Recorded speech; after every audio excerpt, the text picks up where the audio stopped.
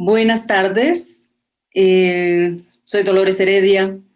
Estamos abriendo la segunda temporada de los Jueves de Cine en Casa Buñuel. Estamos muy contentas esta tarde, esta nochecita. Nos acompañan Busi Cortés, Natalia Beristain, y todo esto es gracias a una gran labor, a una cantidad de personas que están detrás de todo esto, y a instituciones muy queridas para nosotros, como la Academia Mexicana de Artes y Ciencias Cinematográficas, la Filmoteca de la UNAM, Cátedra Bergman de la UNAM y el Canal Cultural en Directo de la UNAM.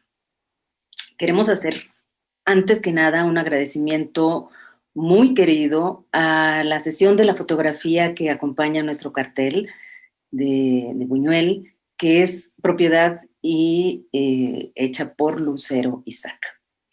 Arrancamos esta conversación, espero que para todos sea una gozada. Ya lo es para mí, estoy muy emocionada de poder conversar con ustedes, que las quiero y las admiro muchísimo. Bienvenidas. Muchas gracias, Dolores, muchas gracias por invitarnos. Yo estoy feliz de estar con ustedes dos, a las dos las admiro. A Natalia la conozco desde chiquitita. Trabajé con Julieta cuando estaba embarazada y bueno, pues fue mi alumna. Gracias por la invitación. Sí. No, pues un placer estar aquí, la verdad. Desde que me invitaron, ya nada más la idea de poderlas ver y escuchar a ustedes dos era como suficiente para decir que sí. Así que gracias a todos los involucrados para que esto esté sucediendo. Sí, yo quisiera arrancar con un dato curioso que me encanta. Busi, tú hiciste tu primera película, tu tesis, de hecho, en el CCC, es El secreto de Romelia. Es una historia de Rosario Castellanos, es una historia hermosísima en donde aparecen una cantidad de mujeres, 3 generaciones de mujeres, actrices extraordinarias, y entre ellas Dolores Beristain, que es abuela de Natalia Beristain. Claro, eso me faltó. Natalia Beristain, que ha hecho una hermosísima película que es Los Adioses, que igual está impregnada por ¿no? Hay un personaje extraordinario, Rosario Castellanos de nuevo. Entonces hay una coincidencia muy hermosa aquí, no sé si fue premeditada, pero bueno, arranquemos de esto y de la creación de estos dos proyectos cinematográficos. Bueno, mira, mi tesis del CCC fue un mediometraje que se llama Hotel Villaguerne y que se filmó en Guanajuato. El secreto de Romelia es la primera ópera prima de una escuela de cine. Gracias a la gestión de Eduardo Maldonado ante IMCINE, se estableció desde entonces, desde 89, el proyecto de óperas primas de las escuelas de cine. Que, bueno, es maravilloso todo lo que se ha hecho con eso, porque no solamente el CUEC tiene ya su proyecto de óperas primas, sino también la Universidad de Guadalajara, y se ha hecho tanto con ficciones como con documentales. Yo arranqué con Rosario Castellanos porque nuestra generación empezó haciendo ficciones en la Unidad de Televisión Educativa y Cultural de la SEP.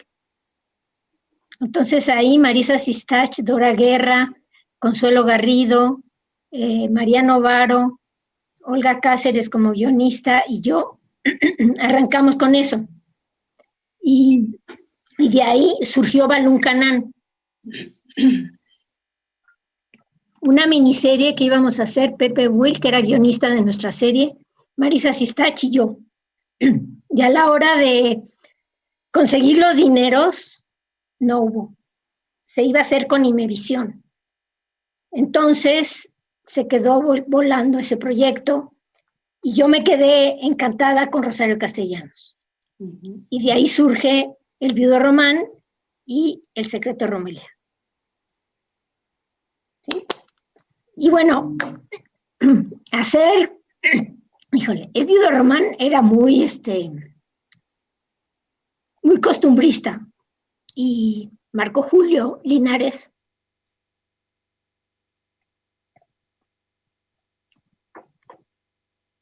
que hizo un taller de guión, me propuso jugar con los tiempos. Y le cedo la palabra a Natalia porque ya se me quedó atrás aquí el nervio.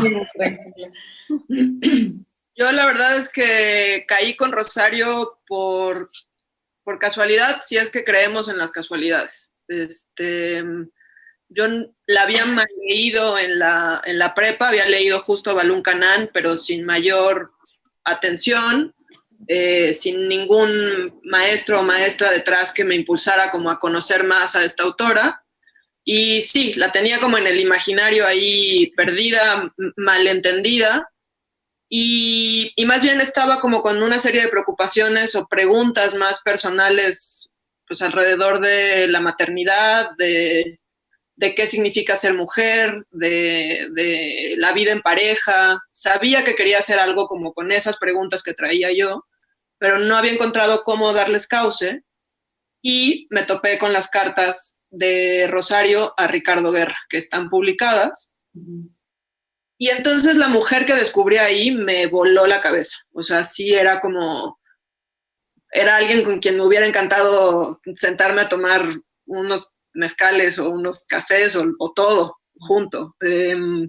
Porque era una mujer brillante, inteligente, divertida, pero absolutamente falible y contradictoria, y decía, no me voy a volver a tropezar con esa piedra, y ya iba 18 veces más y se tropezaba, y se le quemaba el arroz como a mí, y tenía toda una serie de fisuras que me parecían hermosas, y fue a través de esas cartas que entonces sí me volqué a estudiarla y a leerla y a conocerla, y por ahí fue que empezó a surgir Los Adioses. Fue como esa mezcla de estas búsquedas personales atravesadas absolutamente por esta mujer que descubrí, sobre todo en sus cartas, pero que luego al leerla, pues si bien no hay una biografía o autobiografía de ella, pues, su poesía es como, es una radiografía, es hermoso lo que escribe. Entonces, pues era muy difícil no enamorarse perdidamente de un personaje así, ¿no? Sí. Y me gustaría un poco a la par también hablar de tu anterior película.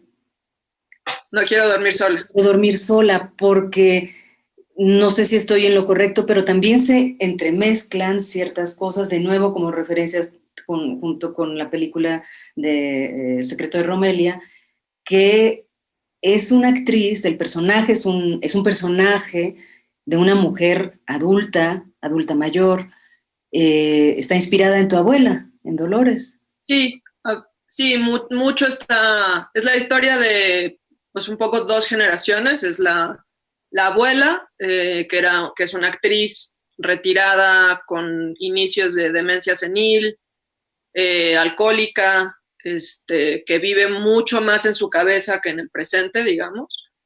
Y la relación que un poco a la de a fuerza tiene que entablar con la nieta, que es una, pues, chava en sus 30 y pocos, que por razones familiares se tiene que hacer cargo de ella después de que la abuela ya no es capaz de vivir sola. Entonces empieza o se retoma esta relación, que si bien es familiar y sanguínea, pues queda claro que no han estado demasiado cerca, por lo menos en los últimos varios años. Y sí, es una peli como muy relacionada conmigo y con mi propia relación, con mis abuelas, con ambas, con la mamá de mi madre y de mi padre, pero sobre todo claramente inspirada en Lola Beristain, que era actriz, que tenía demencia senil, que le gustaba el whisky, entonces, pero también fue como, aunque hubiera un lado como muy directo y muy, no voy a decir biográfico, pero bueno, claramente también hay situaciones tomadas o prestadas de la vida, pues también era una ficción que también me ayudaba a explorar otras preguntas que tenía en la cabeza y que tiene que ver con envejecer, ¿no? ¿Cómo estás, Busi? ¿Ya pasó? Tienes el micrófono apagado. ¿El micrófono está apagado? Sí, Ahí ya pasó. te sientes Ya pasó. mejor. Y fíjate, ya entrando como de lleno, digamos, al tema que nos ocupa, ¿no? La construcción de los personajes femeninos. Yo me vi recientemente de nuevo tus dos películas, Serpientes y Escaleras, y vi también de nuevo El secreto de Romelia, que te debo decir, Busi, a mí me marcó, me acuerdo perfecto cuando a mí me acababan de correr del CUT en ese momento, yo ya andaba agarrando como otros lugares donde hacerme como actriz. Arcelia ha sido mi amiga, pues desde entonces entramos juntas a hacer la carrera. Y me acuerdo el momento, casi paralelamente hicimos, según yo, mi primer cortometraje. Lo primero que hice yo en cine fue La otra orilla, y tú estabas filmando El secreto de Romelia. Entonces, para mí es una película que me cuenta mucho, a mí personalmente, en mi historia personal, de mis anhelos, mi deseo de meterme, de hacer cine, de estar en esto. Tú fuiste una presencia muy constante en mis primeros años también. Estar a la distancia es muy emocionante para mí, estar hablando de esto, de verdad, porque estoy rascando de recuerdos muy entrañables. Volverla a ver después de tantos años, y con todo este bagaje atrás, ver a estos personajes femeninos, especialmente los personajes femeninos, tan bien construidos, tan bien interpretados también. Me encantaría que entráramos como a esto, juntas, ¿no? Y de otro lado, contigo también, Natalia, digo, con toda la diferencia de edad que hay, y te metiste a construir un personaje. En el caso de No quiero dormir sola, el personaje de la abuela es entrañable. O sea, yo me conecté con ella a los 2 segundos, la amé profundamente. ¿Qué tienen que hacer como directoras?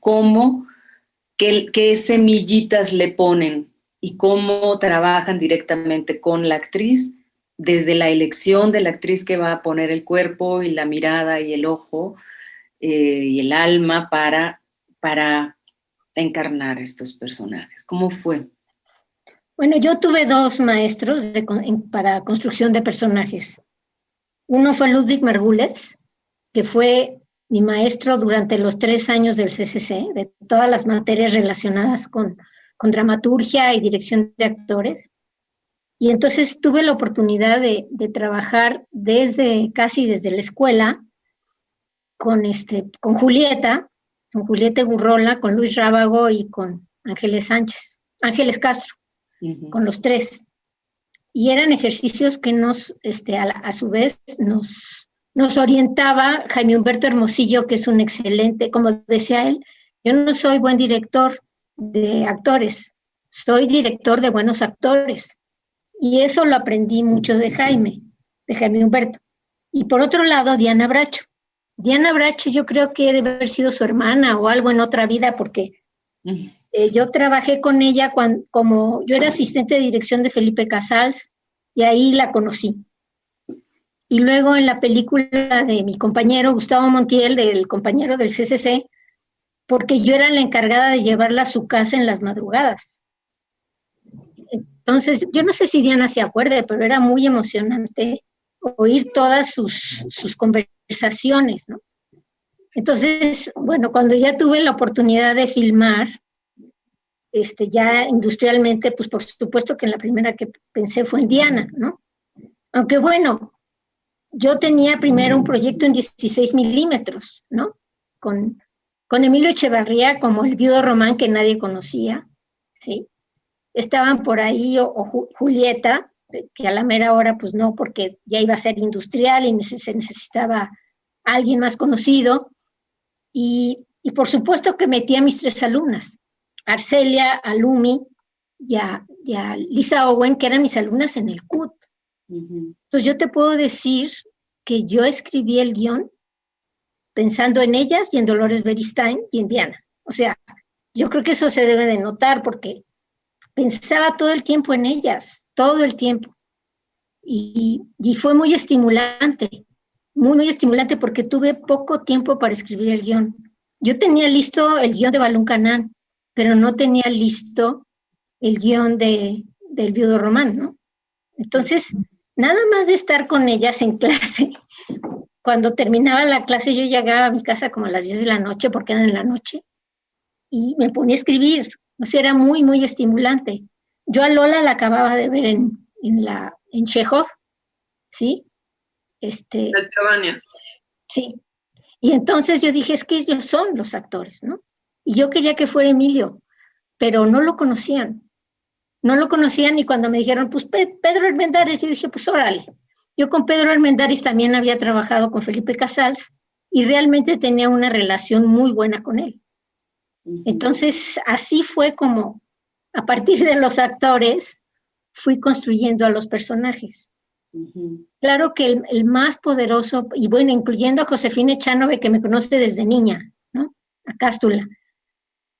Yo, digamos, me clavé muchísimo en el sentir de cada uno de ellos, ¿no? Porque Dolores Beristain da muchísimo. Y al principio no quería hacer la película. Yo no entendía por qué, tenía que buscar otras actrices, hice casting. Y luego, por fin, cuando aceptó y que se vio ya en el rodaje, me dijo, es que Arturo me dijo que estas películas de estudiantes se tardaban mucho en poner las escenas y eran unos llamados muy colgados, pagaban muy mal y por eso no quería. Entonces luego enfrenté a tu papá, le dije, oye, dice, yo no le dije eso, por supuesto que yo no le dije eso. Entonces, vete a saber. Pero finalmente aceptó y la película fluyó de una manera increíble. O sea, todos recuerdan ese rodaje como algo muy mágico, como algo muy cariñoso, muy afectuoso, que todo fluía, o sea, como que no, yo creo que es la producción más limpia que he tenido en toda mi vida, desde que trabajaba en la televisión cultural hasta la fecha, ¿no? Con los documentales que hago, siempre como que se atraviesa algo, ¿no? Y este rodaje todo fluyó, fue realmente, el hecho de que estuvieran los estudiantes trabajando ahí gratis, echándole todas las ganas, fue algo maravilloso. Y los técnicos aceptaron muy bien. Lo que yo veo es que hay una clara, la tensión que une a los personajes, a todas, especialmente, bueno, es que es una película donde los personajes femeninos son los que invaden prácticamente, quienes llevan la historia, ¿no? Desde Cástula, la niña chiquitita, las preguntas que ponen, la relación entre las hermanas, el ir descubriendo la sexualidad, el mundo nuevo en la vida de una mujer. Y está perfecta la tensión entre todas. Esto es para mí como que se me antojaría así como descorrer una cortinita y poder asomarme a esos diálogos de cómo las llevaste, qué les decías a estas niñas, cómo las metiste en este mundo. Mira, fue difícil porque teníamos muy poco tiempo. Teníamos el reto, nosotros empezamos en agosto y el 30 de noviembre tenía que estar terminada la película porque ya era el cambio de gobierno. Y era una película del sexenio de Miguel de la Madrid. Entonces teníamos que ir rapidísimo. Me apoyó muchísimo Lorena Massa, desde el casting. Lorena Massa allí estuvo, ¿no? Y entonces nos dividimos, porque era como un coro. Entonces Lorena trabajaba con los chavos del CUT, incluyendo a Rodolfo Arias, y con las niñas, ¿sí? Y yo trabajaba con Lola y con todos los adultos, que ahí Diana me ayudaba muchísimo.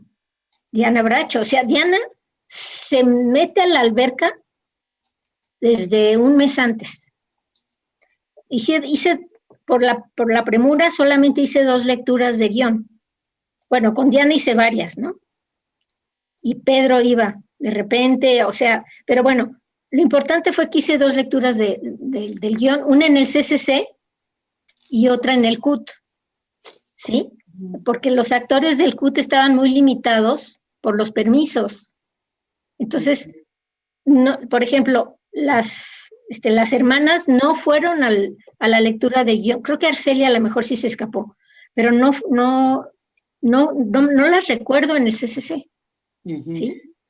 Pero se conocían todas entre ellas, ¿no?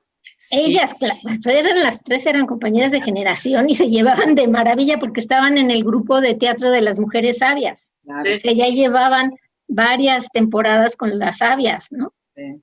Entonces, incluso se les quedó las sabias. Sí.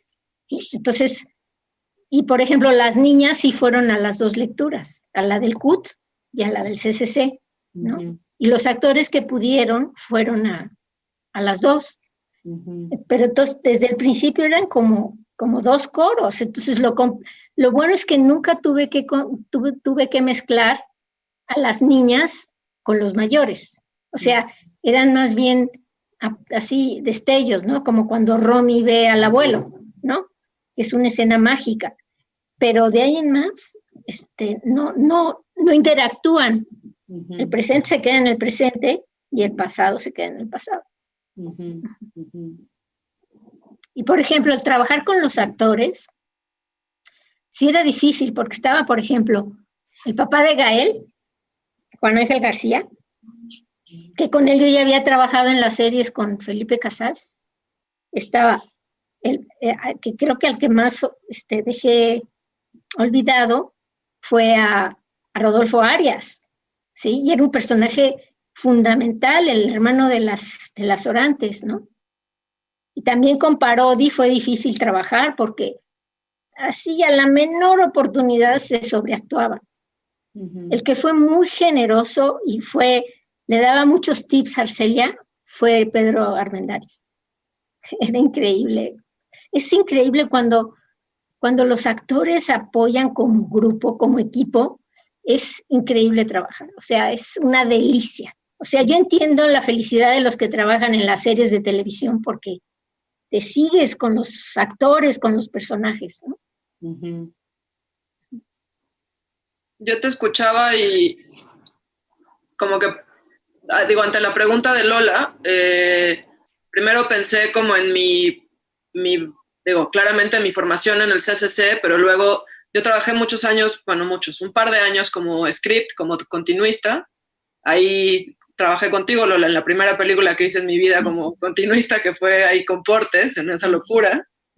Y luego de hacer continuidad, hice o sigo haciendo dirección de casting muchos años.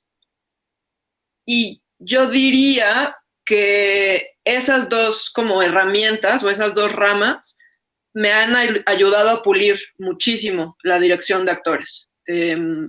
Sumado claramente, como decía, la formación en el CCC, pero justo también te escuchaba, Busi, y pensaba que sí, que por supuesto, por lo menos en los 2 proyectos que he filmado hasta ahora y un tercero que viene, que ya está en puerta, me cuesta mucho trabajo avanzar en la escritura de guión si no tengo en la cabeza ya a los actores, a las actrices y actores con los que quiero trabajar. He tenido la fortuna de que me he acercado y finalmente me dicen que sí, pero porque no me puedo imaginar lo que sería pasar un par de años trabajando un guión con alguien en la cabeza y que luego te digan, no, llégale, ¿cómo crees?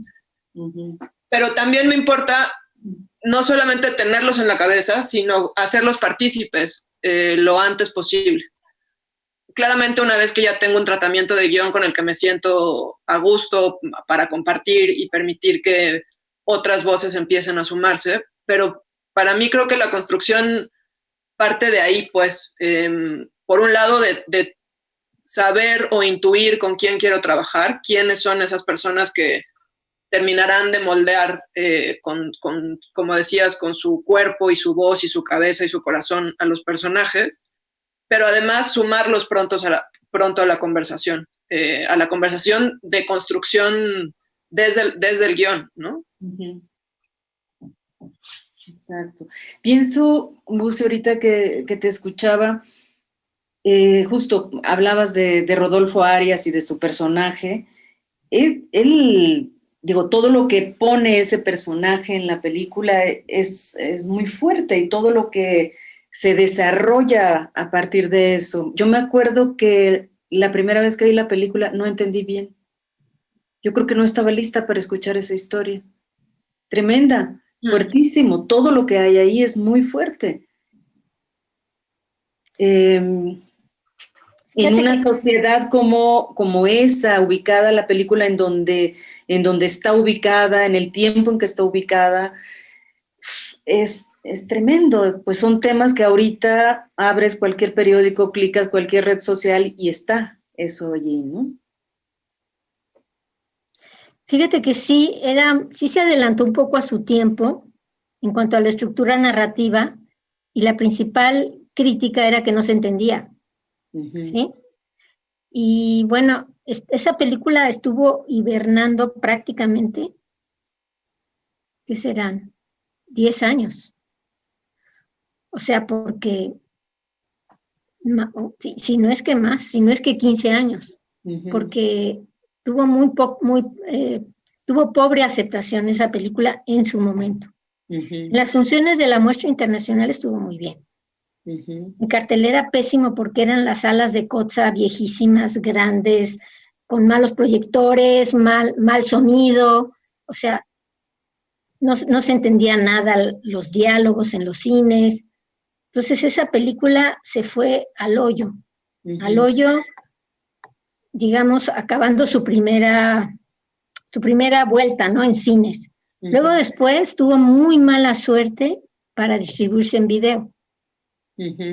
Y cuando en IMCINE, ya creo que ya cerca de este siglo, sacaron los DVDs, ahí empezó un poquito a repuntar, pero eran muy poca la difusión que se hacía. Se han de haber hecho 5,000 copias que se vendían en Educal.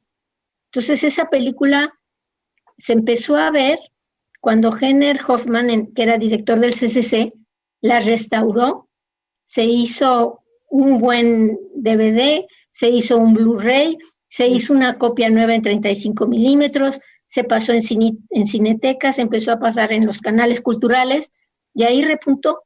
O sea, es increíble, pero esa película ha tenido muchísimo más público en la televisión cultural que ninguna otra cosa. Ahorita en la plataforma de Filmin Latino le está yendo bien. Pero de veras... Un poquito más allá, Busi, perdón que te interrumpa, porque ese es un punto, yo creo que de donde podríamos jalar hilitos, ¿no? Que más allá de la repercusión que tuvo, éxito o no éxito, en tu cuento, en lo que tú querías contar, en lo que en ese momento, porque luego me encantaría que nos viniéramos a lo que estamos contando ahorita y a los personajes femeninos, cómo los estamos contando ahorita, pero en ese momento hay, digo, partiendo de este punto, ¿no? Esto que detona toda una historia y rompe la hermandad en una familia. ¿Qué querías contar? Yo estaba absolutamente feliz. Mira, desde el primer tratamiento, bueno, cuando lo entregué, el Fondo de Fomento a la Calidad Cinematográfica, que es el antecedente inmediato al FOPRO, me hizo 3 recomendaciones, ¿no? Una, que bueno, por supuesto que tenía que terminar a tiempo. La segunda es que hiciera más claro el guión, porque el guión era muy confuso. Y en eso me ayudó Ignacio Ortiz, que también era mi alumno de guión y era muy bueno, y una amiga que me había hecho guiones para la serie de la vida de las mujeres, Alicia Molina, a darle claridad al guión, ¿no?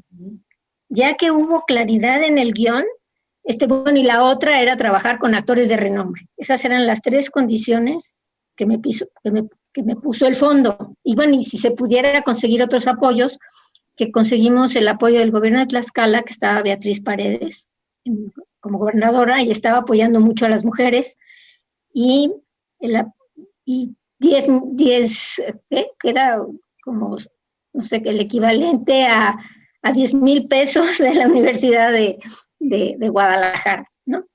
Y con eso levantamos la película. Claro, los actores cobraban muy poquito, ¿no? Los estudiantes del CCC no cobraban. Entonces, realmente fue una película que se hizo con muy poco dinero. Yeah. Entonces, pues yo creo que ese esquema de producción marca todo. O sea, es lo que nos condiciona a decir, ahora, esto tienes, ahora haz la película, ¿no? Pero no sé si respondí a tu pregunta. Más o menos, pero soy bien necia, ahorita te voy a insistir. Pero no es pregunta, es como, ¿sabes? No, es más como abrirnos es mi curiosidad que se asoma, ¿no? Y de allí a pensar, bueno, ¿cuánto imaginamos o sentimos o vemos o palpamos que los personajes, si pusiéramos enfrente así como toda la historia del cine mexicano, o podemos centrarnos en 30 años del cine, ¿será que se han transformado los personajes femeninos? Yo sí estoy segura de que sí, porque mire, el año pasado presenté la película a los alumnos de Alejandro Pelayo, de la maestría de cine en estéticas. Y los alumnos, hombres y mujeres, estaban fascinados. La mujer me dijo, es que sigue viva, porque ahora no se cuestiona si la mujer es virgen o no, ahora se cuestiona que la mujer no sea virgen. ¿Sí? Entonces sí es, sí siento que sí ha cambiado la perspectiva. Y estos cambios de tiempos, que cuando yo la hice nadie lo había hecho, o sea, todavía no estaba Amores Perros, la gente se hacía muchas bolas, ¿no? De que salía Diana Bracho y entraba Romelia, o sea, eso no se había hecho. Y entonces ahora ya la gente está acostumbrada a ese ojo, y está acostumbrada, o sea, yo creo que Pulp Fiction, o no sé cuál película de esas, ayudó a que ahora ya los ojos lo ven de diferente manera.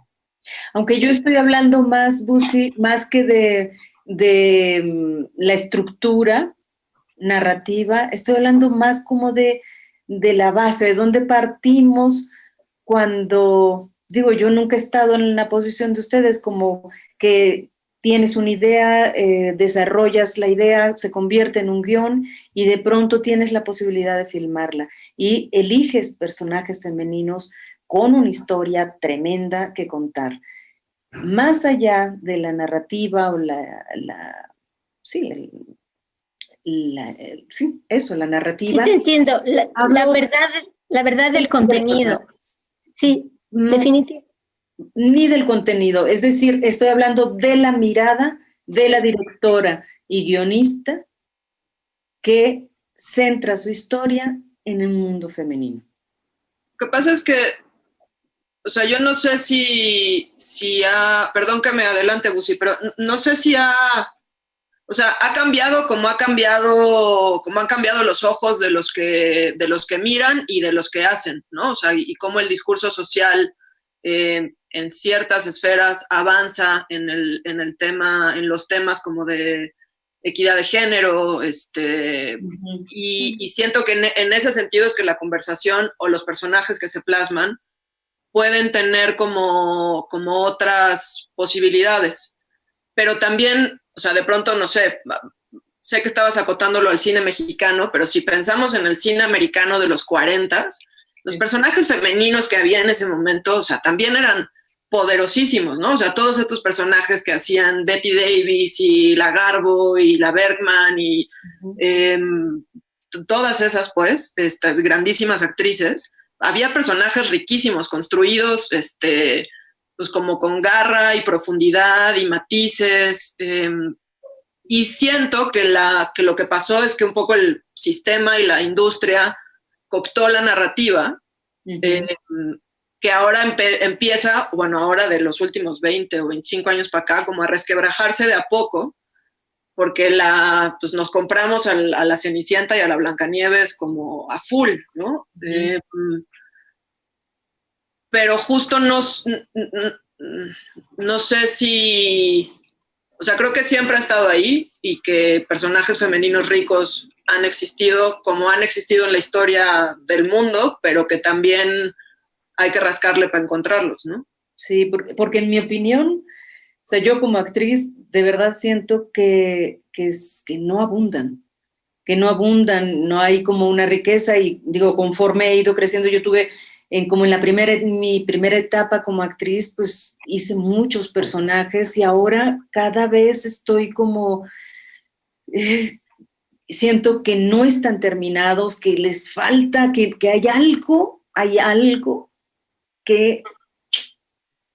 Pero imagínate, Lola, si tú estás diciendo eso, que eres como de las actrices con más proyectos allá afuera y más personajes ricos y variados, por lo menos en la industria nacional, pues cómo está el panorama para el resto, ¿sabes? Digo, entiendo que estabas hablando también como de cómo con los años empiezas a ver que los personajes están quizá menos construidos. Eso es, porque entonces la mirada yo creo que cambia también, nuestra mirada cambia. Es decir, uno se va construyendo, yo creo, los actores, nos vamos construyendo, los directores y los guionistas, quiero pensar que a partir también de lo que vamos elaborando, nos vamos creciendo y nuestra mirada se va, en el mejor de los casos, agudizando, ¿no?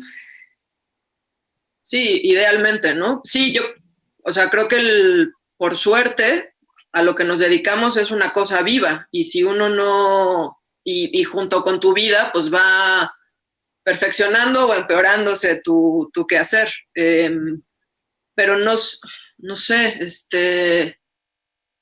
yo en lo personal, pues, he ido como virando mi propia postura hacia con los personajes femeninos. Quiero decir, hice No quiero dormir sola, que eran, o sea, para mí era lo más natural que fueran una vieja y una chava joven, porque era más... O sea, eso, mi línea familiar ahí metida. Pero me acuerdo mucho de tener entrevistas donde me hablaban de es que tu cine feminista, y yo decía, ¿cine feminista? ¿Por qué? Porque puse a dos mujeres, o sea, como que en ese momento no entendía de qué me estaban hablando. Me parecía un poco ridículo. Y luego con el paso del tiempo, también pues empiezas a como entender la realidad y cómo opera el mundo y la industria allá afuera, y entonces empiezas a ver que es casi como un acto político, o simbólicamente político, poner a una vieja en este caso, y además a una pareja de protagonistas que fueran las dos mujeres. Y entonces para cuando llegó la historia de Rosario con los adioses, pues claramente ella era el personaje central, pero me interesaba construirlo a partir de la dupla. Y ahora con el próximo proyecto que tengo en mente, en algún momento pensé que el personaje principal tenía que ser hombre, porque yo fui a ver una obra de teatro con mi papá, Romeo y Julieta, justo, y mi papá era el señor Capuleto, que llora la muerte de su hija, y me acuerdo de ver esa escena y decir, esto lo tengo que hacer con mi papá, y entonces construí una ficción alrededor de eso, que es una madre buscando, bueno, un padre buscando a su hija desaparecida en el contexto del México de hoy. Y luego, claro, la realidad acota, y también dentro de mi propia construcción como directora fue, por un lado, que en este país generalmente son las mujeres las que buscan a sus desaparecidos y desaparecidas, pero por otro lado era como decir, no, ni madres, o sea, me interesa que sea un personaje femenino, o sea, tiene que ser, por más ganas le debo una película a mi papá, si me estás viendo te debo una película, pero la haremos más adelante, pero lo que voy es que sí se ha vuelto como por lo pronto un sine qua non en mi vida, decir, me interesa poner personajes femeninos allá afuera, me interesa poner, además personajes femeninos, en este caso, pues va a ser una mujer en sus 60s, no sé si eso es suficiente, pero por lo pronto esta directora que está aquí, o sea, suficiente quiero decir para con el discurso de género en la industria, pero sí es algo que ahorita tengo como muy ahí, me importa que sigan siendo esos personajes los que yo pongo allá afuera, ¿no? Es que eso es muy lindo porque justo lo que pienso, mientras más recurramos como a la experiencia, es como cualquier cosa, se va depurando y es como decir, si hablamos del árbol, si voy a hacer un árbol, pues te estoy hablando del bosque. Claro. ¿No? Entonces nos toca a todas. Y creo que, bueno, a mí sí, de verdad sí me interesa muchísimo. Yo sí exploro muchísimo, defiendo muchísimo a mis personajes. No me importa que sean una aparición de 2 escenas o 3 escenas. Sí siento que traigo al bosque conmigo. Qué padre. Me gusta como ir a navegar y a rascarle, que se sienta como toda la historia que trae atrás ese personaje, ¿no? Es una gran oportunidad. Fíjate que es de ese bosque que hablas, yo siento que el bosque más profundo era el de Doña Romelia, porque yo de niña conviví mucho con 2 tías solteras que eran mis abuelas, o sea, aunque eran tías, eran mis abuelas porque mi mamá quedó huérfana de muy chiquita. Entonces, incluso la casa de esas abuelas es la casa que sale en El secreto de Romelia. Es increíble cómo encontré ese paralelismo, ¿no? Y yo me perdía con una de ellas porque tenían una huerta enorme con muchos árboles y nos dedicábamos a partir nueces de Castilla o las nueces normales, porque había muchos nogales, y tenían muchísimas amigas solteronas, o sea, no existía el concepto de soltera, ¿no? Eran sus amigas las solteronas. Entonces, creo que ese Guanajuato patriarcal y esa huerta de mis tías fue ese bosque profundo que me hizo sentir muy de cerca a Doña Romelia. Por eso era tan importante que fuera Lola. O sea, porque Lola lo pescó así, así. O sea, sin ningún azote, o sea, como que en imágenes dimos muchas cosas del personaje, tanto joven como grande. Entonces, esa infancia, si pude respirar, sentir los colores de esa casa, y como que la traía yo encapsulada y por la presión, todas las presiones que había de sacar adelante la película salió. No te imaginas qué mágico fue ver Los Roches en un cine viejo de Tlaxcala, la primera semana de filmación. Y ahí me di cuenta que el personaje de Arcelia, Romelia joven, estaba mal encausado. Pero me di cuenta hasta verla en pantalla, porque la teníamos de calcetines, vestidito blanco, caireles, y eso no era Romelia joven. Entonces con Arcelia, fíjate, 2 semanas después de haber iniciado el rodaje, porque empecé primero por el presente, cuando llegó Arcelia al rodaje, estuvimos platicando no sé cuántas horas caminando en el hotel para reconstruir al personaje que habíamos construido. Y fue gracias a Arcelia. O sea, no te imaginas, fue muy intuitivo su trabajo, porque era su primer largometraje. Ni siquiera sabía que tenía que llevar el guión, todo el guión aprendido, porque de repente cambiaba el plan de trabajo, ¿no? Los diálogos. ¿Sí? Entonces sí fue también muy interesante para mí empezar con Arcelia, ¿sí?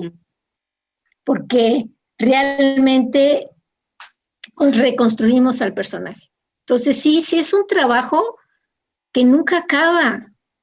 Si tú hubieras visto el primer corte y ves el corte final, nada que ver. No respetamos el guión.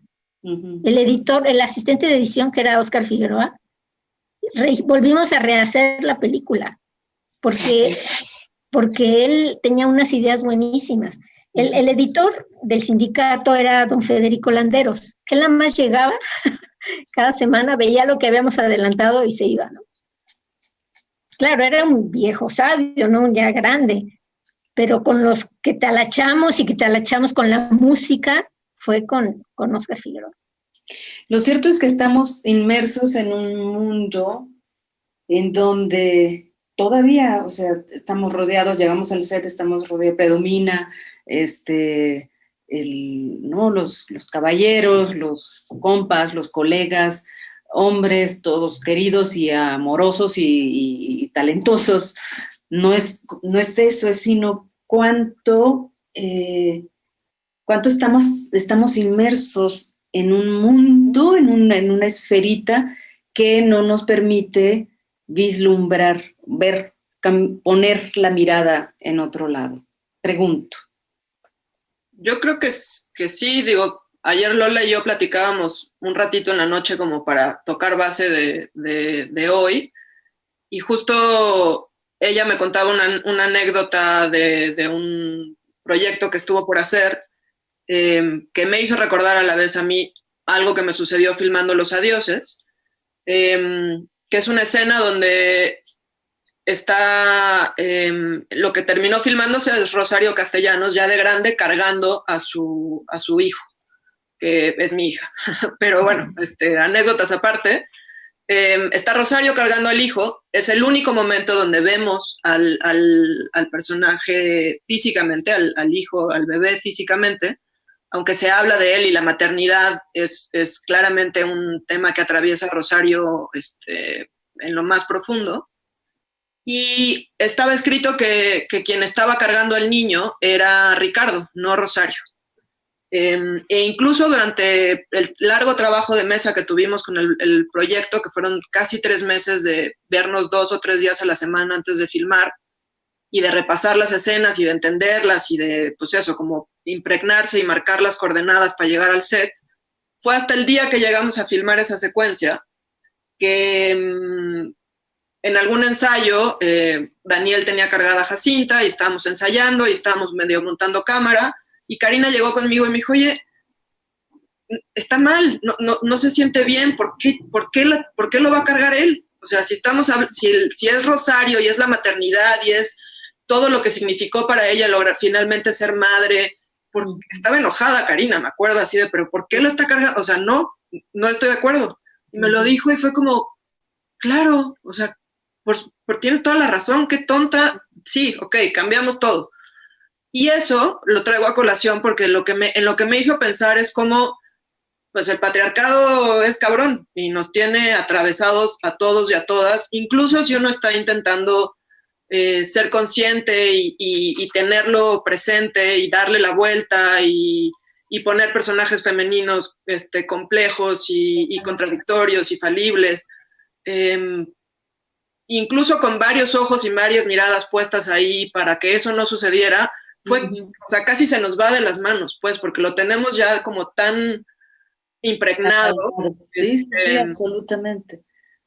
Y yo pensaba sobre esto también podría existir y existe la posibilidad también de que haya un personaje femenino que tiene un instante, una mirada, un gesto o una frase que, puesta la cámara en un sitio, es decir, puesta la mirada en un lugar particular, cambia y gira completamente la historia.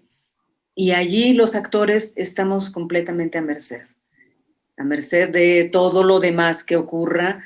Yo puedo traer aquí abajito mi agenda con mi bosque aquí abajo, pero si la mirada no está,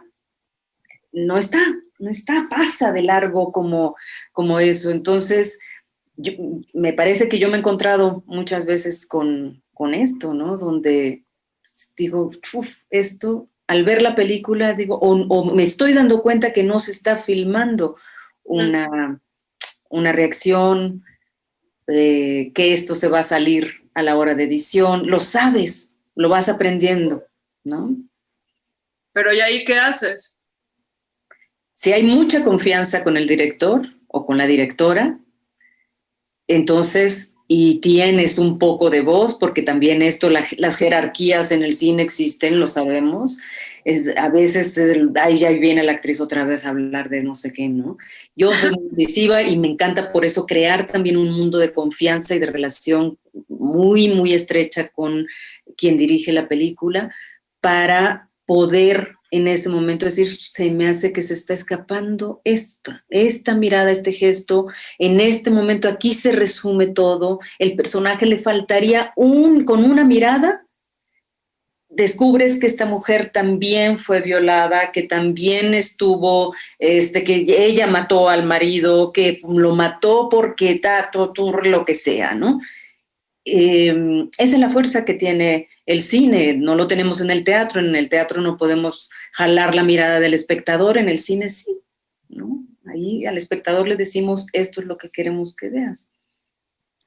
Fíjate que otra asesora muy importante para mí y a quien quiero mucho es la poeta Dolores Castro, porque Gabriel Guerra Castellanos, que era el que tenía que firmar los derechos, estaba muy ocupado y nunca leyó el guión. Después hicimos una amistad padrísima y me invitaba siempre a los días de muertos dedicados a su mamá, ahí en su casa de San Miguel Chapultepec. Pero entonces con quien tuve algunas asesorías fue con Lolita. Yo la conozco porque es comadre de mi hermana.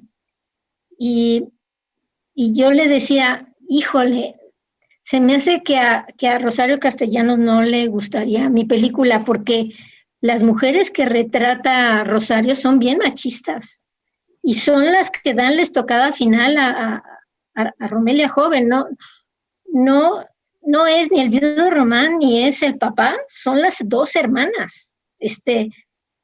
Entonces, y bueno, en la novela del viudo Román, lo que más añora, lo que más desea Romelia en la vida es casarse, ganar, y es la más chica y les gana el novio a las otras dos hermanas, ¿no?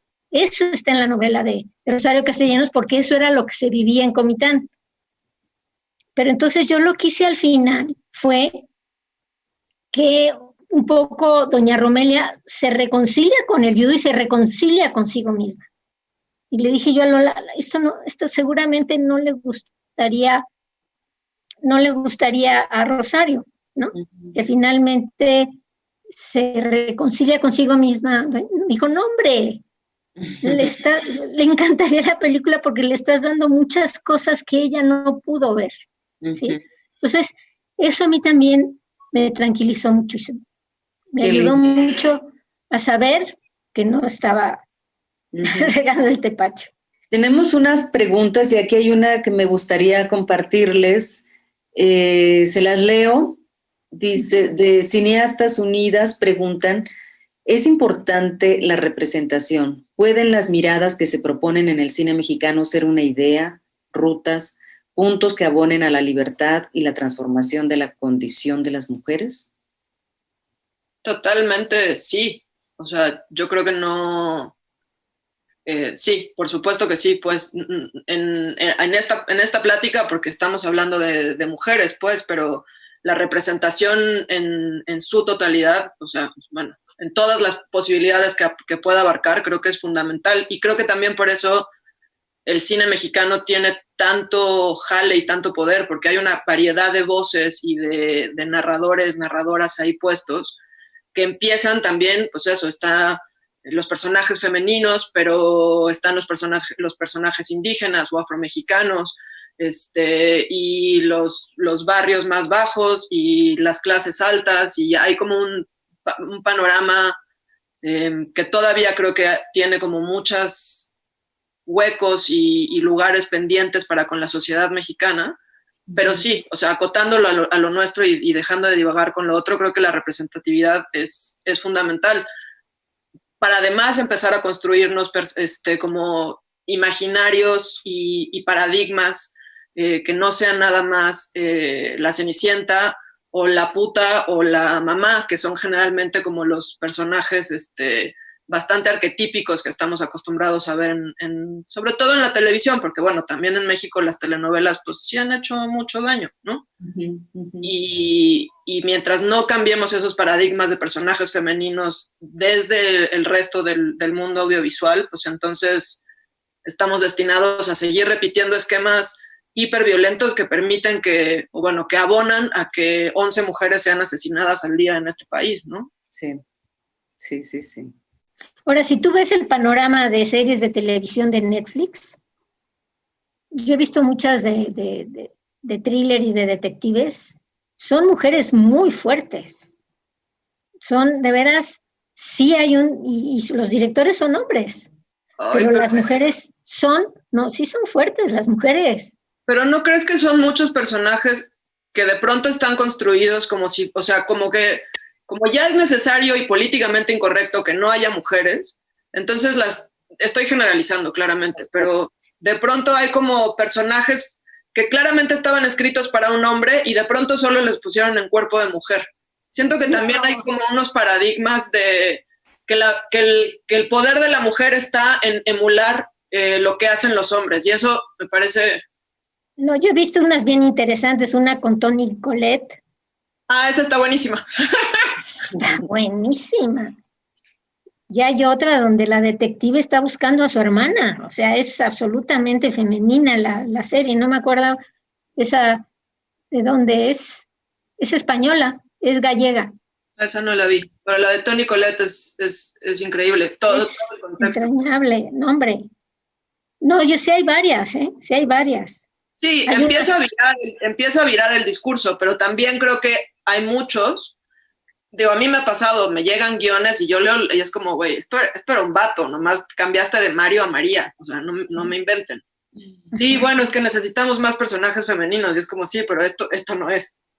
No, pero por ejemplo, yo siempre defiendo el cine de Jaime Humberto Hermosillo, porque La Pasión según Berenice, o sea, Berenice es un personaje maravilloso, o en Naufragio las mujeres también son increíbles, ¿no? Y las elegidas, pues bueno, serán lo que son, pero están bien construidos los personajes, ¿sí? Aunque los dirija un hombre y aunque lo escribió un hombre, o sea, yo siento que son las dos cosas, ¿no? Nosotras fortalecer a nuestros personajes, pero ellos también para fortalecer a sus personajes femeninos. Porque generalmente los que ve Dolores son los de los chavos, ¿no? ¿Cómo así? ¿Cómo? Tú ves sobre todo personajes construidos por guionistas chavos, ¿no, Dolores? ¿Cómo que los veo? ¿A qué te refieres? Los lees. Los personajes que te llegan para hacer películas son personajes construidos por hombres, ¿no? Lo que pasa es que es lo que abunda, querida. Por eso te digo, ellos también tienen que fortalecer a sus personajes femeninos. Pero ese es, fíjate, tocas otro punto, porque no hay no siento que ya haya la misma cantidad de proyectos de mujeres que de hombres. O sea, a mí me llegan más proyectos escritos por hombres, ¿sí? Pues pero claro. Aunque debo decir que en este momento sobre todo hay una generación, creo que es la tuya, un poquito arriba y un poquito abajo, Natalia, que es impresionante. Una fuerza y una creatividad impresionante, y que están poniendo temas bien interesantes también. Entonces empieza, yo creo, como una ola distinta.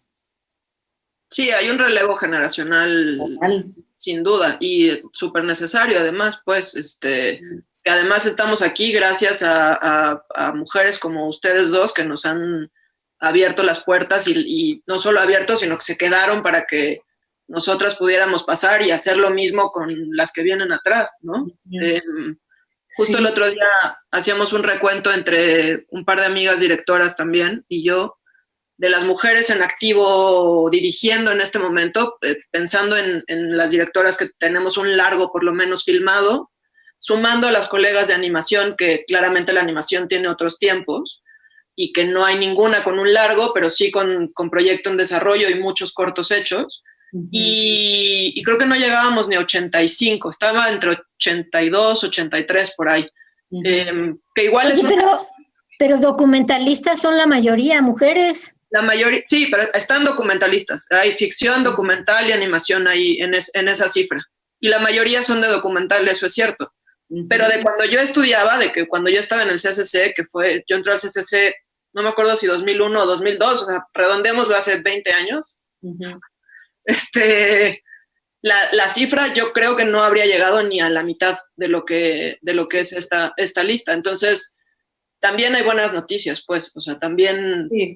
Yo creo que estamos como inaugurando esto, no de ahorita, ¿no? Pero sí viene de algunos pocos años para acá, una transformación y una presencia femenina fuerte, y la celebro muchísimo yo.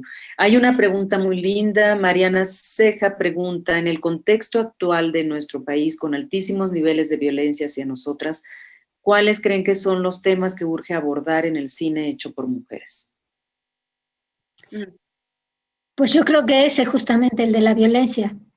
Y no solamente violencia física de género, sino de las 1000 maneras que hay de violencia contra las mujeres, ¿no? Es que es increíble, o sea, es todavía muy, fíjate, a mí también me preguntaban si mi cine era feminista. A mí se me hacía una grosería, una falta de respeto a las feministas, porque que no conocían lo que era el feminismo militante y que un feminismo que hizo muchísimo, ¿no? La revista FEM era muy importante porque justamente abordaba todos esos temas en ese momento. Te estoy hablando de los 70s, ¿eh? O de los 80s. Y qué bárbaro. A mí se me hace que eso hay que estarlo. El éxito de esta serie de lo que callan las mujeres era justamente eso. Y bueno, al principio era así, melodramática, telenovelesca, lo que tú quieras, pero al final se puso al servicio de las asociaciones. Hasta ONU Mujeres lo estuvo promoviendo y llegó a todos lados, y de todos lados escribían y hablaban para saber más sobre quién los podía ayudar. Estás tocando un punto que me parece bien interesante. Intervengo rápidamente porque exactamente con lo que callamos las mujeres, que yo creo que hizo una mediana, era importante en un cierto contexto desde un punto de vista, pero desde el otro yo creo también que era, lo digo así, lo digo, estoy en público, pero por un momento me olvidé que estábamos en público. Lo voy a decir, pero siento que el daño que ocasionó esto, o que ocasiona la televisión, la inmediatez de la televisión, es la costumbre a la violencia. Entonces tú lo ves allí y dices, ay, sí, pobrecita, ¿no? Es que mira cómo la maltrataba, y es que le pegaba horrible, pero ya hay un distanciamiento. Eso es la televisión. Y la televisión es esa televisión. Entonces, y la construcción de personaje y la construcción de la historia y desde dónde la estás viendo. Eso siento yo. ¿Qué opinan? Y es que yo creo que lo que termina pasando muy pronto, sobre todo tomando este ejemplo pues de esta televisión pública que en este país rápidamente se transforma además en, pues o sea, probablemente haya empezado como con una buena idea, pero yo rápidamente se transformó. O sea, fue al revés. Empezó con la mujer estereotipada, azotada y de qué pobrecita, no sé qué, y terminó con la mamá de un niño autista que no sabe qué hacer, y al final te presentaban toda una serie de respuestas sobre instituciones de autismo que te podían apoyar con un teléfono, o con una liga, o sea, sí evolucionó la serie. Yeah. Yo la verdad es que tampoco la vi demasiado como para... No, yo tampoco. Pero yo vi a través de mi mamá y de mis hermanos. Sí. No, yo te voy a decir, yo la vi en un seminario que organizó ONU Mujeres. Ahí conocí la última etapa, porque yo sí había conocido la anterior igual con mi mamá, pero la última etapa ya era otra cosa y yo ni enterada. Y me enteré por una amiga mía, Verónica Navarro, que tiene una fundación muy importante que se llama Mujer Apoyando a Mujeres. Entonces, la que daba los casos era esta fundación, no eran los guionistas de la televisión. Sí. Me quedé pensando en la pregunta que nos leías, que sin duda creo que no podemos quitar el dedo del renglón en cuanto a, o sea, viviendo en el país en el que vivimos, donde vivimos desde microviolencias y micromachismos hasta, de nuevo, 11 mujeres asesinadas al día por ser mujeres, que creo que hay que hacer como esa aclaración, no es que fueron asesinadas porque son mujeres, con todo lo que esas variantes y directrices que eso puede abrir. Y si bien creo que es importante no quitar el dedo del renglón y seguir hablando y encontrando maneras de cómo narrar estas historias también, porque también creo que hay un lado en donde, no sé, imágenes como las que constantemente se ponen en los medios, pensando en el Alarma o de pronto estos medios como más amarillistas, la mirada, la manera de exponer o de revictimizar a los cuerpos de las mujeres asesinadas, pues también ha abonado a que a la construcción, creo, pues sí, de la violencia de género en este país. Entonces creo que es importante no solo seguir tocando estos temas, sino encontrar nuevas maneras de narrarlos para romper con estos, pues ya como viciadas narrativas visuales sobre todo. Pero también creo que lo que necesitamos, o bueno, no sé si lo que necesitamos, eso es demasiado grande decirlo, pero bueno, lo que creo que siento que hace falta allá afuera, yo como espectadora, más allá de directora, son personajes femeninos varios, que puedan accionar más allá de si su relación de pareja o si su aspiración a conseguir marido o no. Está este famoso test de, ¿cómo se llama? Bechdel. Este test que ahorita voy a buscar el nombre, pero que son 3 preguntas para saber si tu proyecto pues tiene una equidad de género. Entonces tu película tiene más de 2 personajes femeninos que hablen. Tu película tiene más y estos personajes pueden hablar de cosas que no sean hombres. Exacto. O sea, creo que los números es así como que las películas gringas de 4,000 no sé cuántas, solo el 3% cumplía con este test, ¿no? Entonces, mientras no haya personajes, eso, que no giren alrededor, que su narrativa no gire alrededor de las historias de amor, sino que tengan como una búsqueda propia y conflictos propios, eso es lo que también necesitamos allá afuera, pues. Sí. Yo creo ya hasta Disney está haciendo películas. Me voy a disculpar un minuto porque tengo una manita por aquí que se asoma haciéndome así, no me tarda nada. Sí. Bueno, hasta Disney está haciendo películas ya donde los personajes fuertes son mujeres y no forzosamente buscan al príncipe azul para casarse, ¿no? Y siguiendo hablando de series, por ejemplo, Game of Thrones tiene mujeres bien poderosas. La Casa de Papel también, que son series muy comerciales, muy vistas, que no solamente es la princesa, ¿no? Sino que son mujeres que luchan, ¿no? Sí, ahí lo importante es, vuelvo a la mirada, ¿no? Es como, sí. ¿Qué es una mujer, qué es un personaje, un personaje femenino poderoso? ¿Qué son esos elementos? ¿Qué es lo que consideramos que la hace poderosa? Es la mirada, es desde dónde la ves, qué es lo que nutre ese poder que tiene el personaje. Yo creo que es como el fondo, pero hablando de temas que están faltando, yo creo que es muy variado lo que tenemos ahorita como producción cinematográfica, pero en temas de mujeres, yo creo que el abuso sexual infantil es un tema que sale por allí, luego pasan un montón de proyectos y vuelve a surgir. Es un tema tremendo. A mí me parece, creo que las cifras son abominables, terribles, y que es un tema que nos toca y que creo que todos estamos muy cercanos a esos temas. Y hay una razón muy misteriosa por la cual no se rasca más de esto, ¿no? En esto, me parece. Ese es un tema. Sí, yo creo que se deberían de fomentar seminarios de escritura con temáticas.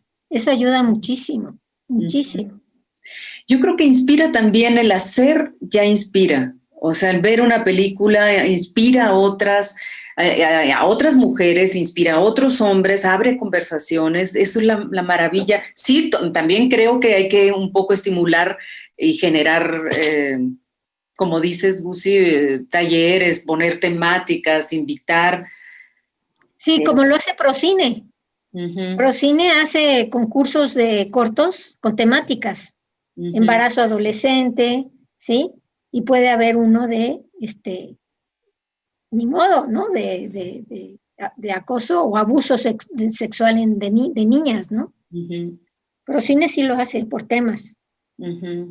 Tenemos, a ver, el test de Bechdel. Eso, Wallace. sí.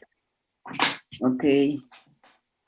Pues ahora en Eficine, a los proyectos les piden preguntar si hay alguna mujer que interviene como codirectora y también hay sobre indígenas o sobre que si participa la gente de la comunidad donde se va a filmar. O sea, ya están tomando en cuenta eso en Eficine, ¿eh? Y se me hace, y en Procine también. O sea, en Procine de repente nos decían que tomáramos en cuenta los proyectos de las mujeres también, ¿no? O sea, que no fuera a resultar, era embarazo adolescente y que no fueran a ser los puros directores hombres, ¿no? O sea, que fueran, claro, en el jurado habíamos varias que no hubiéramos permitido eso. Es que eso es también, ¿no? Porque como que, digo, si estamos acotándolo al cine, por supuesto que como estabas diciendo, Lola, que ya solamente que se haga, que haya como una presencia no solo en pantalla, sino detrás de cámaras, pues empieza. Yo llevo, bueno, hace un rato que no, pero estuve dando clases en ACAE Cine y justo me acuerdo de un año en donde ni Cannes ni Venecia habían habían recibido como en su competencia oficial películas dirigidas por mujeres. No había ninguna mujer ese año. Y me acuerdo de mis estudiantes, de mis alumnas, como de, ¿cómo? O sea, no hay una sola película dirigida por una mujer que merezca estar ahí.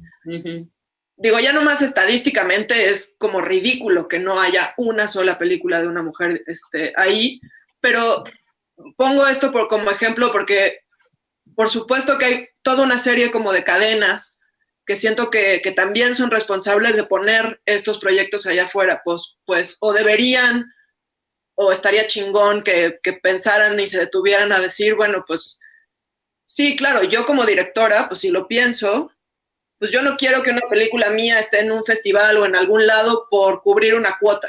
Exacto. Pero por otro lado, si eso es lo que toca hacer ahorita para mantener la conversación y que la conversación llegue a otro lado y que entonces para mis alumnas, cuando lleguen a filmar, eso ya no sea un tema, exacto. Pues está bien, es lo que hay. Es por un tiempo. O sea, cálmense todos, es por un tiempo, vamos a marchar por aquí, nos va a beneficiar a todos, creo yo, ¿no? Es como decir eso, cálmense, va a cambiar, porque yo creo que va a cambiar, porque incluso nosotras, yo también muchas veces lo he pensado y me ha tocado leer guiones escritos por una mujer, incluso puros personajes femeninos, y eso no quiere decir que no haya una visión que no es profundamente femenina o en esta liberación, digamos, del espíritu del que estamos hablando, ¿no? Entonces, no está dicho, no es todos pasamos por este filtro, todos estamos inmersos en este sistema, pues, ¿no? Que es un filtro, una manera de filtrar sentimientos, emociones, miradas, y que por ahí probablemente tiene que cambiar la cosa. Hay más preguntas, y ya antes de que se nos vaya el tiempo, les digo más, hijo, qué rico, luego nos echamos un tequilita juntas. Por favor. ¿Qué consejo? A ver, aquí hay una antes. Bermea Pérez Gil pregunta, ¿qué es lo primero en que se debe pensar en la creación de un personaje femenino? Voy a poner la otra pregunta de una vez para no perdernos. ¿Y qué consejos le darían a los jóvenes directores varones para la construcción de personajes femeninos? Yo creo que ahí hay un punto básico. O sea, a mí me pasa que cuando me preguntan en entrevistas o Q&As o así de cómo haces para construir tus personajes femeninos, como que mi primera reacción es como de, pues no sé, si yo fuera hombre no me estarías preguntando que cómo construyo mis personajes masculinos. O sea, no he encontrado nunca una entrevista que le hagan a ningún director donde le pregunten cómo construiste a tus personajes masculinos. Entonces creo que hay un lado en donde intento, por un lado, hablar más como de la construcción de personaje, que puedo ahondar en eso, pues, pero creo que no hay una diferencia en cuanto a la manera de construir a uno o a otro. Por supuesto que hay una diferencia en la manera de, o sea, que eso pasa por el tamiz de cada personaje, y la construcción viene por ahí. Pero sí creo que yo como mujer directora intento, me paso mucho más tiempo pensando en mis personajes masculinos, en cómo hablarían, en cómo se moverían, en si las reacciones están siendo correctas, en si tiene lógica el accionar o no. Me paso eso, mucho más tiempo mental en el trabajo de los personajes masculinos porque veme, ¿no? O sea, porque a mí me atraviesa, yo aprendí a ser mujer, como dice Simone de Beauvoir, digamos, y entonces eso me resulta mucho más natural. Quizá hay un cuidado en que los personajes, hombres o mujeres, tengan capas.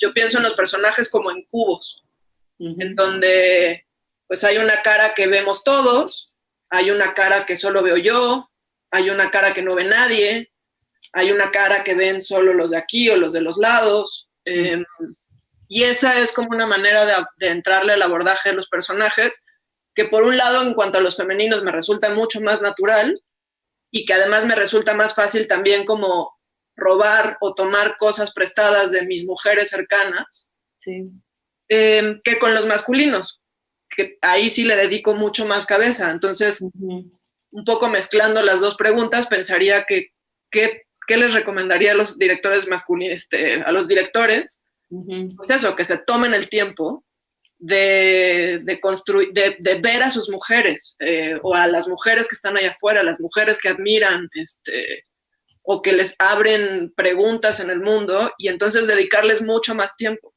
Sí, yo me gustaría responder también a mí. ¿Quieres responder, Lucy? Sí. Va. Sí, yo di clases de guión muchos años en el CCC, y yo sí tenía un método que era infalible, que era de que escribieran monólogos, que sus personajes, hombres y mujeres, escribieran monólogos en torno a su problemática principal dentro del guión.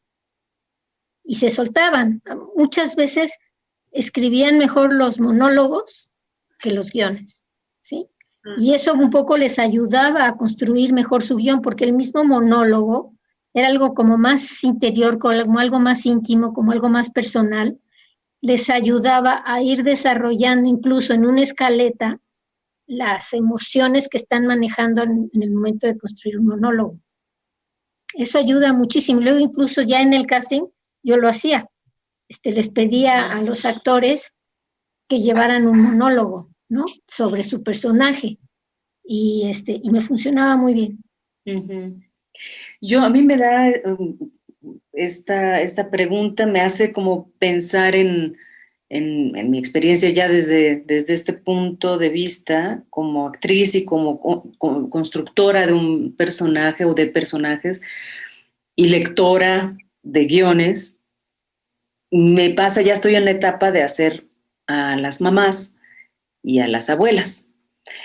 Entonces, curioso, porque lo que más me predomina ahorita en los personajes que me llegan son la mamá del protagonista, la mamá de la protagonista, la abuela de la... Sí, pero es joven, la abuela, pero es joven. Y está bien, porque las abuelas, yo pienso, lo primero que pienso es pues la vida. Tu madre, no, Natalia, ya está, tu madre como una inmensa actriz, con una vida y mucho que le pasa diariamente, y eso yo no me lo estoy encontrando ahorita. Las mujeres, es como si lo que importa más, o lo que la vida está en un rango de edad, y después ya pasas a ser mamá, y ahí ya la importancia se vuelve todo menos interesante. Me estoy ironizando, es como lo que de pronto percibo que está como flotando por ahí, ¿no? Entonces creo que habría que tener mucha atención en eso. Yo veo, por ejemplo, a Mariano Varo en Las Buenas Hierbas, es muy equilibrada, o sea, tanto con Ofelia Medina como abuela, como con ay, ahorita se me fue el nombre de Úrsula Pruneda. de Úrsula Pruneda, la hija, ¿sí? Es un diálogo, es una situación muy interesante y aparte está, claro, ahí sí en un personaje más secundario, Ana Ofelia Muría, ¿no? Pero es delicioso ver el juego de voces que hay en esta película. También, ahorita que te escuchaba, Lola, me hiciste pensar en también eso, leo muchos guiones o de pronto porque me invitan a ser jurado de cosas o como directora de casting me toca leer muchos guiones. Y está muy cabrón como cada vez que hay una descripción de un personaje femenino, o sea, las básicas descripciones de personajes femeninos, no importa la edad, siempre o sea, lo físico, si es atractiva o no es atractiva, es como, después de poner la edad, es inmediatamente lo que sigue. O sea, si describen a una mujer, es como, mujer en sus 40 y pocos, atractiva, ¿no? Exacto, bien vividos o atractiva pese a su edad, esa frase, típico. Pero si describen a un hombre, es como, con las arrugas que han marcado su cara ¿no? Es como, eso es así clásico de guiones, no importa por quién hayan sido escritos, es un clásico. Sí. Queridas, qué sabroso, pues estamos casi a muy poco de concluir. Creo que se quedan muchas cosas en muchos temas, mucho por decir. Ojalá, propongo aquí a quien me escuche, a la Academia, a Cátedra Berman, yo creo que esto sería delicioso poder seguir con este tema, que se hiciera con cambiando a las protagonistas y seguir escuchando, escarbando sobre esto. Hay mucho que decir. Creo que es una plataforma deliciosa esta para conversar, aunque sea así por aquí. Ahora, yo lo que te quería decir también es que hay muchas películas independientes. Hay una excelente película de Ishtar Yassin, es una directora centroamericana, que se llama En el Camino, en donde se da el caso de una violación infantil de una niña. Y es una película de lo más sutil, maravillosa, se parece mucho a la de Angelopoulos. ¿Se acuerdan? De la niebla, Sí, sí. Algo en la niebla. Sí, esa. ¿Paisaje en la niebla? ¿En la niebla? Paisaje en la niebla. Y Stan logra una película maravillosa. ¿Cuánta gente la vio? Nadie. Porque incluso se pasaba, ¿se acuerdan que hubo una época en la Cineteca que el cine mexicano solo pasaba en una sala grande? Y era la misma película toda la semana. O sea, a veces las películas latinoamericanas pasaban ahí, antes de que existieran las salitas chiquitas. No me acuerdo si pasó en una salita chiquita o en la sala 3, pero no la vio casi nadie. También ese es otro problema. Sí, lo es. Pues, queridas, ¿quieren despedirse con algo, dejar algo a nuestros escuchas, a nuestros mirones, escuchadores, antes de cerrar el telón?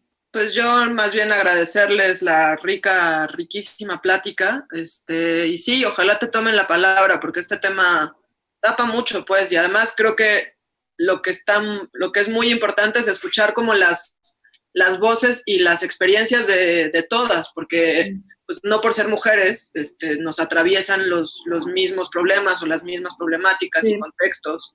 Entonces también creo que, pues, que entre más se hable del tema, pues también ayuda a que las perspectivas a futuro se problematicen de otra manera, ¿no? Sí, absolutamente. Yo creo que algo que ayudaría mucho a cambiar de enfoque y a tener otra mirada es fortalecer el cine para niños. Porque, sí. Híjole, porque siento que estamos como que no le hemos prestado atención a eso. Totalmente de acuerdo. Yo tengo muchísimas ganas de eso, de hacer una película para niños y especialmente con mi hija, que es muy fuerte. Yo le llevo 40 años a mi hija. Entonces estoy transitando, viendo el mundo también desde sus ojos y hay una una relación muy hermosa, me ayuda mucho a ver desde otro lado, ¿no? Es muy, muy lindo.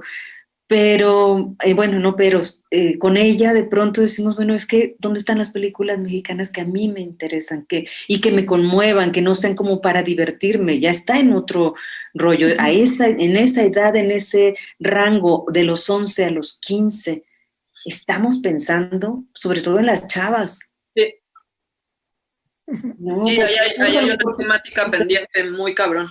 Yo creo que es muy importante, muy, muy importante. Pues... Bueno,